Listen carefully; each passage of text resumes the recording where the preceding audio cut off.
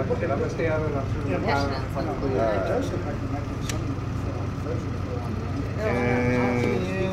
Action.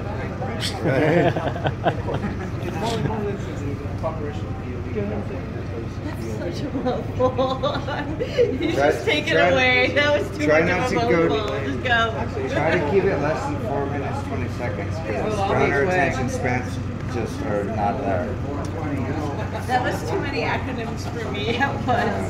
CCC and CCHI. Okay, I have messages from CCC and CCC. You ready?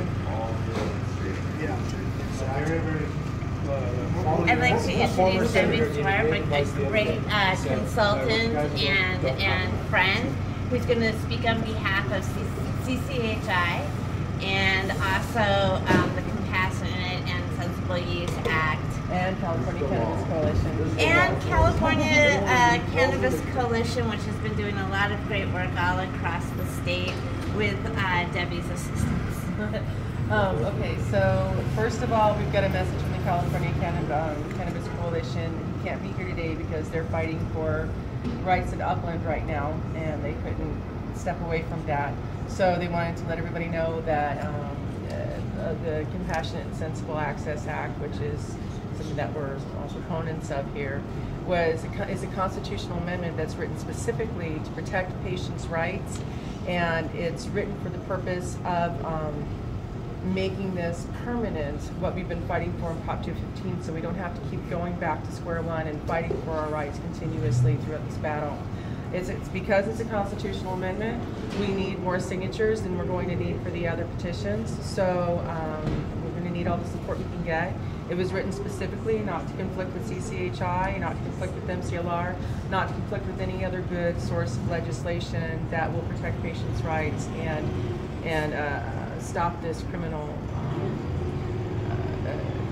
persecution of cannabis users. So that's what Craig wanted to pass on, and then Michael Jolson from the CCHI initiative wants to say that they're very excited. They're getting supporters by the day. They have a start date of Halloween, which should be a lot of fun. So that's their launch date to start.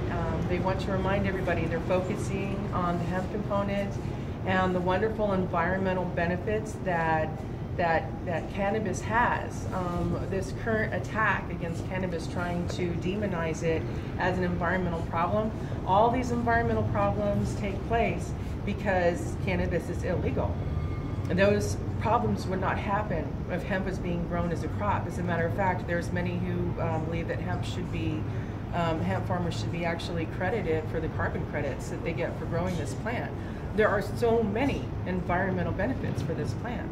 So we have to remember to try and keep this legislation, whatever gets passed, I think hopefully it won't be what the legislators have been working on with the three bills, AB 266, SB 643, and AB 243, because those bills will continue the criminal problem and the environmental problems because they're unenforceable and they're overly restrictive. So if we can lean towards, some wonderful open source legislation that's involved everybody that's involved, like MCLR or CCHI, was written by Jack Hare himself. It's very liberal, very environmentally friendly legislation. Then California can maybe they won't be the first state to legalize cannabis, but they'll be the first state to legalize it right. That's it.